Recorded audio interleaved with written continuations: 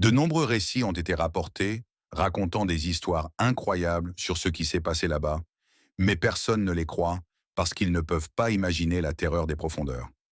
Malgré cela, plusieurs vidéos ont été capturées montrant ce que les pêcheurs ont vu, et parfois ces images sont assez terrifiantes.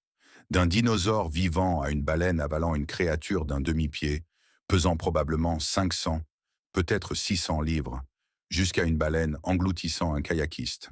Certaines de ces scènes horrifiantes ont été enregistrées par des pêcheurs. Assurez-vous de rester jusqu'à la fin. Vous ne voudriez pas manquer la pratique étrange et bizarre connue sous le nom de noodling. Voici 15 des clips les plus incroyables enregistrés par des pêcheurs, que personne n'aurait cru sans preuve vidéo. Numéro 15. Le plus grand bar capturé à la main. Récemment, le record du plus grand bar capturé à la main a été battu, et le nouveau détenteur du record est un homme de Californie nommé Tom Lester. Lester a attrapé un bar à grande bouche pesant 22,3 livres et 4,3 onces. C'était la première fois qu'un bar capturé à la main pesait plus de 22 livres. Lester a réalisé sa prise au lac Cachuma, en Californie, et ce n'était pas une tâche facile. Il a passé toute une journée à lancer sa ligne et à attendre la bonne morsure. Et lorsqu'elle est finalement arrivée, il a réussi à ramener le poisson sur la rive. Cette prise record témoigne de l'habileté et du dévouement des pêcheurs, et elle est sûre d'inspirer de nombreux autres à tenter de battre ce record.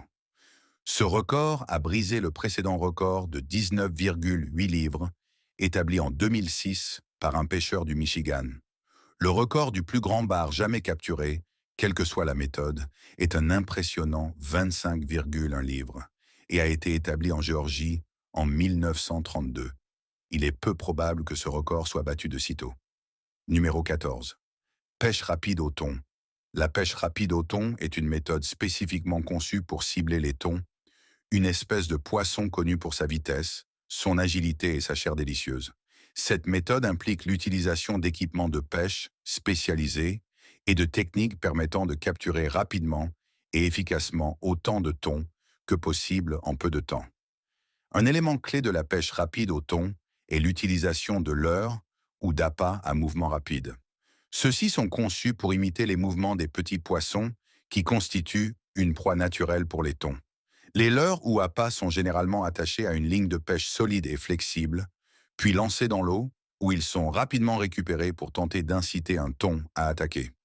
Un autre aspect important de cette méthode est l'utilisation de cannes et de moulinets spécialisés.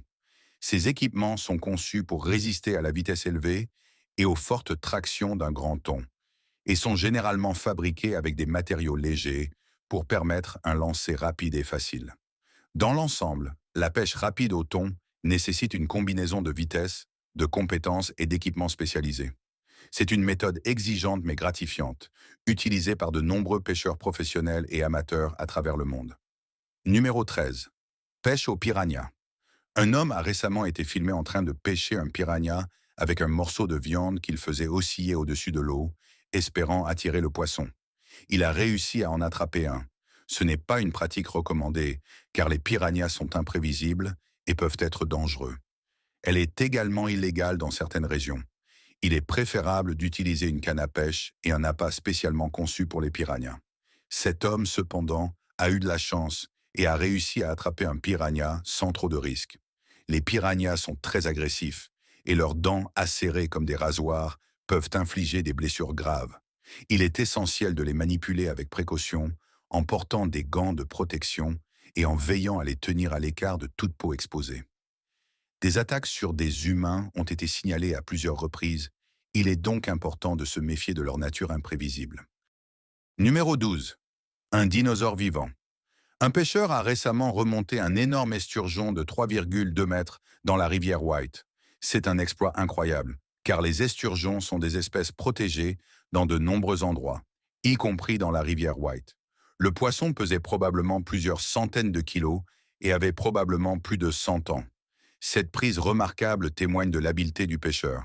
Beaucoup surnomment ces énormes poissons des dinosaures vivants en raison de leur apparence préhistorique et de leur taille impressionnante. Le poisson a été relâché sain et sauf dans la rivière, rappelant ainsi la beauté et l'abondance de la nature.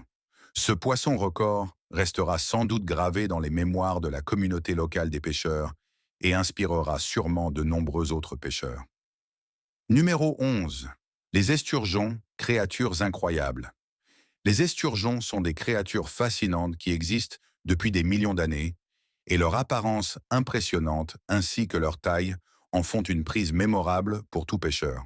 Il est assez bien connu que l'utilisation d'une lumière verte clignotante sous l'eau attire les poissons, et certaines personnes s'en servent pour fabriquer des leurres de pêche. Ce phénomène s'explique par le fait que la lumière verte est visible pour les poissons, qui y sont naturellement attirés, car ils l'associent à la recherche de nourriture. De plus, cette lumière aide les poissons à trouver un abri dans des zones sombres, car ils peuvent facilement la repérer. On pense également que la lumière verte stimule la croissance du phytoplancton, un élément essentiel de la chaîne alimentaire pour de nombreuses espèces de poissons. Cela rend la zone autour de la lumière attrayante pour les poissons, car ils y trouvent davantage de nourriture. En outre, la lumière verte peut être utilisée comme dispositif de marquage, permettant aux poissons de reconnaître une zone et de s'y rendre plus facilement. Ce phénomène est devenu particulièrement populaire parmi les pêcheurs amateurs, qui utilisent souvent des lumières vertes clignotantes pour attirer les poissons. Ces lumières, qui peuvent être attachées à une ligne ou laissées à flotter dans l'eau, sont généralement alimentées par des batteries. Elles peuvent être utilisées de jour comme de nuit et existent dans différentes couleurs et tailles. Numéro 10.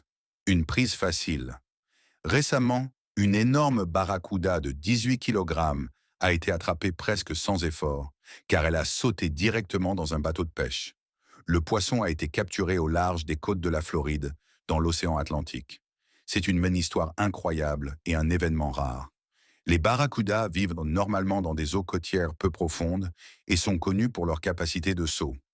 Il est possible que la barracuda ait été effrayée par le bruit du moteur du bateau et ait sauté dans celui-ci pour tenter de fuir.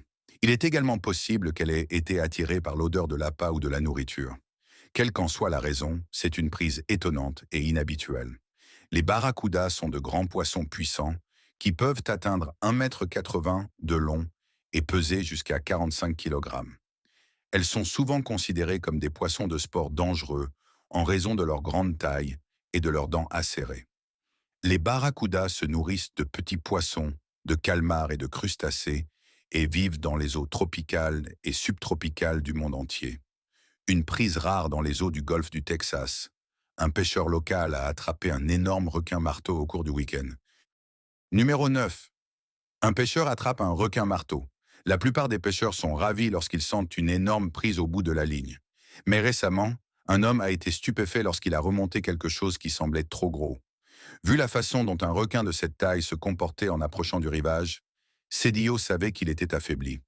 Lui et son équipage ont donc travaillé rapidement pour prendre quelques photos, mesurer le requin et le remettre à l'eau. Il s'agissait d'un requin-marteau. L'homme qui pêchait au large des côtes de Floride a été choqué de réaliser ce qu'il avait attrapé. J'ai été pris par un requin dont la plupart des gens rêvent, y compris moi-même, a-t-il déclaré. Il a rapidement relâché le requin dans l'océan sans lui causer de mal. Cette expérience unique restera gravée dans sa mémoire. Les requins-marteaux sont souvent attrapés par des pêcheurs amateurs, mais il est rare d'en capturer un aussi grand.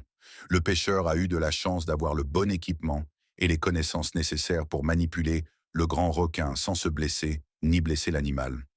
Il est un véritable exemple de pêche responsable, mettant les besoins de l'animal avant les siens. Son histoire rappelle l'importance de respecter et de protéger nos océans et les créatures qui les habitent. Ces requins jouent un rôle clé dans l'écosystème marin et doivent être préservés. Les principes de base sont simples. Mettre un appât dans un pot, le laisser couler et attendre. Numéro 8. Une pieuvre vole un crabe. La pêche au crabe consiste à poser de grands pièges dans l'océan, reliés par une corde flottant à la surface. Récemment, cependant, une pieuvre géante du Pacifique a découvert comment entrer dans ces pièges, forçant les pêcheurs à inventer de nouvelles méthodes pour les tenir à l'écart. L'une de ces méthodes consiste à utiliser un grand sac en filet attaché au piège, empêchant la pieuvre d'y entrer tout en laissant les crabes passer. D'autres méthodes incluent l'ajout de poids au piège ou l'utilisation d'un appât que les pieuvres n'aiment pas. Cependant, cela ne fonctionne pas toujours, car les pieuvres adorent les délicieux crabes recherchés par les pêcheurs. Elles utilisent parfois leurs tentacules pour retirer le sac en filet ou casser la corde afin d'accéder au crabe à l'intérieur. Pour contrer cela, certains pêcheurs utilisent des pièges plus grands et plus solides ou les placent dans des endroits où les pieuvres sont moins présentes. Il semble que la lutte entre les pêcheurs et les pieuvres se poursuivra pendant un bon moment. La semaine dernière, Gary Goodyear pêchait du turbo dans la baie de Bonavista. Ses filets étaient descendus à environ 460 brasses, soit plus de 800 mètres de profondeur. Lorsque les filets ont été remontés, Goodyear a été choqué par ce qu'il a vu. Numéro 7. Chimère à long nez. La chimère à long nez est une créature légendaire de la mythologie grecque. Elle est décrite comme ayant le corps d'un lion, la tête d'une chèvre et la queue d'un serpent. On dit qu'elle a un long nez comme celui d'un éléphant et qu'elle est capable de cracher du feu. Elle est souvent représentée dans l'art comme un monstre féroce et apparaît dans de nombreux mythes grecs. L'histoire la plus célèbre impliquant la chimère à long nez est celle de Bellérophon, qui a été envoyé pour la tuer par le roi de Lycie. Après un combat acharné, Bellérophon a réussi à vaincre la bête grâce à un mors d'or offert par la déesse Athéna. On pense que la créature trouve son origine en Asie mineure et qu'elle est mentionnée dans de nombreuses cultures et religions, notamment l'hindouisme, le bouddhisme et le christianisme. Dans de nombreuses histoires, la chimère est décrite comme un symbole du mal, avec un pouvoir assez grand pour provoquer le chaos et la destruction.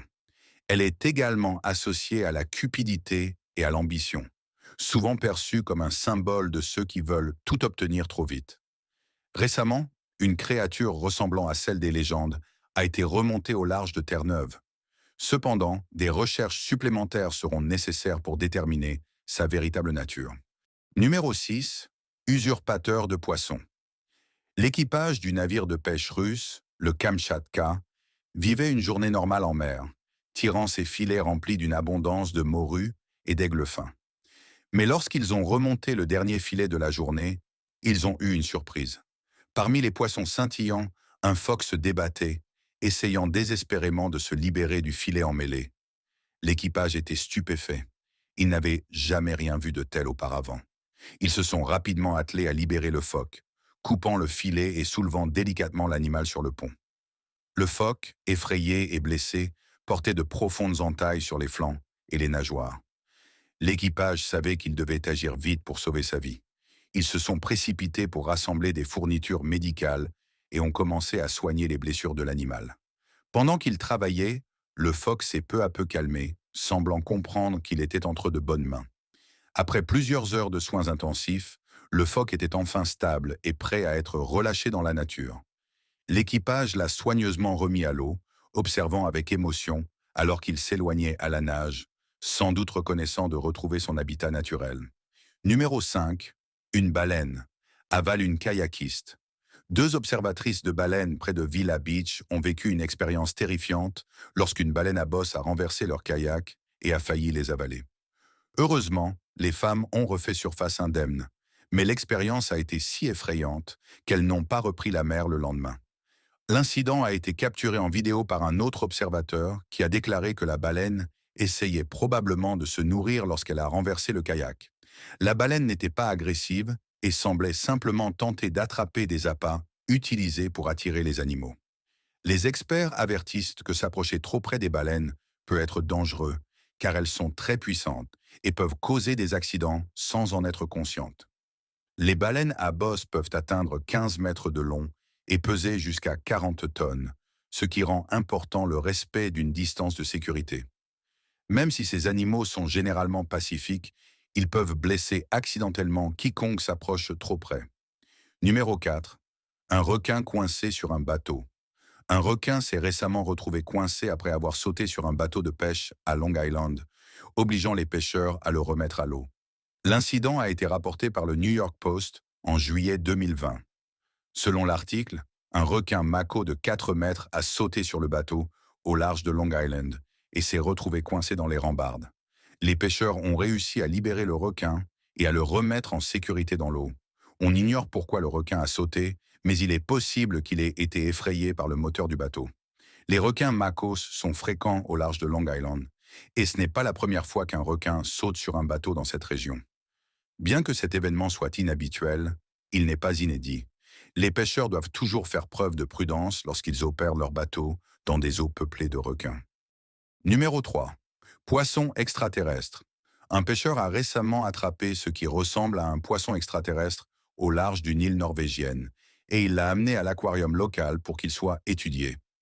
L'aquarium va probablement effectuer une série de tests sur le poisson afin de déterminer son origine et son espèce. Ces tests peuvent inclure une analyse biologique de l'ADN du poisson, un examen de sa morphologie externe, ainsi que des tests comportementaux pour déterminer comment il interagit avec d'autres créatures marines. De plus, l'aquarium pourrait prélever des échantillons des tissus et des organes du poisson pour étudier davantage sa biologie et déterminer son âge. Il pourrait également comparer le poisson à d'autres espèces dans leur base de données pour voir s'il ressemble à une espèce connue. Après avoir effectué ces tests, l'aquarium pourra déterminer l'espèce et l'origine du poisson.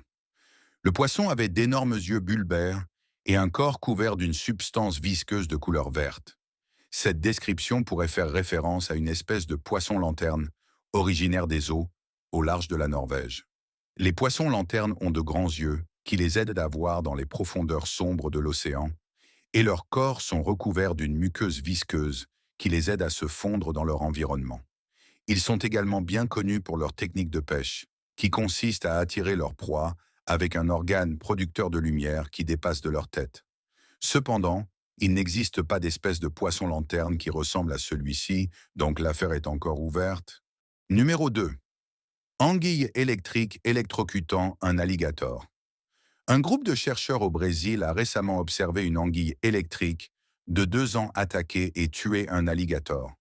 L'anguille électrique, qui mesurait environ 3 pieds de long, a utilisé son choc électrique pour étourdir l'alligator, puis s'est enroulée autour de son museau, finissant par le tuer. Selon les chercheurs, l'anguille était en captivité depuis 2 ans. Il s'agissait donc probablement d'un acte défensif et non prédateur.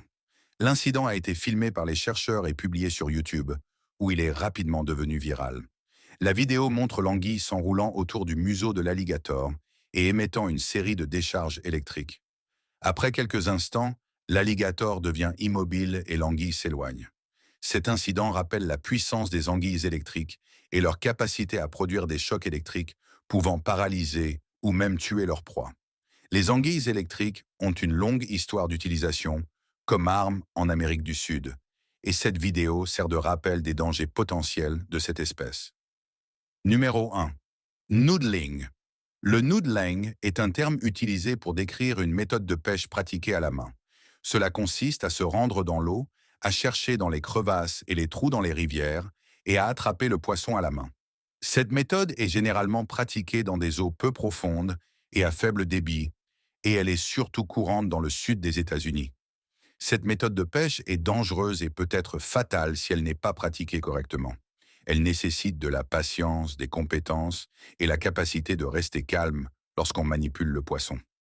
Cette pratique est illégale dans certains États, et ceux qui sont pris en train de faire du noodling peuvent être condamnés à des amendes et d'autres sanctions.